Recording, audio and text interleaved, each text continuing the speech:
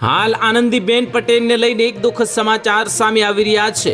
સુરત પાસે Vande Bharat express train પર પથ્થરમારો કરાવવા હોવાની ઘટના સામે આવી છે। આ ઘટના એટલા માટે પણ સૌથી વધુ ચર્ચામાં રહી છે કારણ કે તેમાં ઉત્તર પ્રદેશના રાજ્યપાલ આનંદીબેન પટેલની મુસાફરી કરી રહ્યા હતા।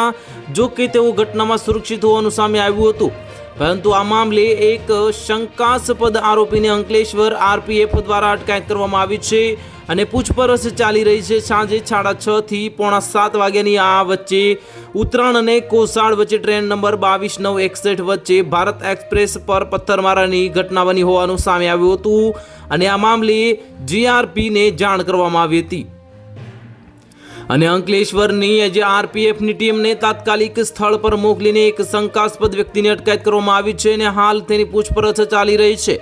ટોચના જે ટ્રેનના કોચ અને C6 અને C10 ના જે કાચ ક્રેક થયા હતા અને ઘટનાની ગંભીરતાને ધ્યાનમાં રાખીને અંકલેશ્વર આરપીએફની ટીમે તાત્કાલિક સ્થળ પર પહોંચીને તપાસનો દોર સંભાળ્યો હતો।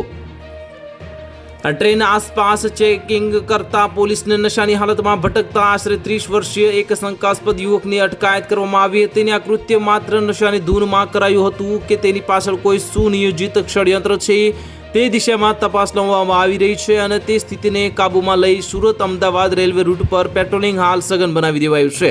તો હાલ માટે આટલું જ। મળીશું નવી અપડેટ સાથે। જો તમને વિડીયો પસંદ આવતો હોય તો વિડીયોને લાઇક કરી દેજો, ચેનલને સબસ્ક્રાઇબ કરી બાજુમાં આવેલા બેલ આઇકનને દબાવી દો જેથી તમને આવા સમાચારની અપડેટ મળતી રહે।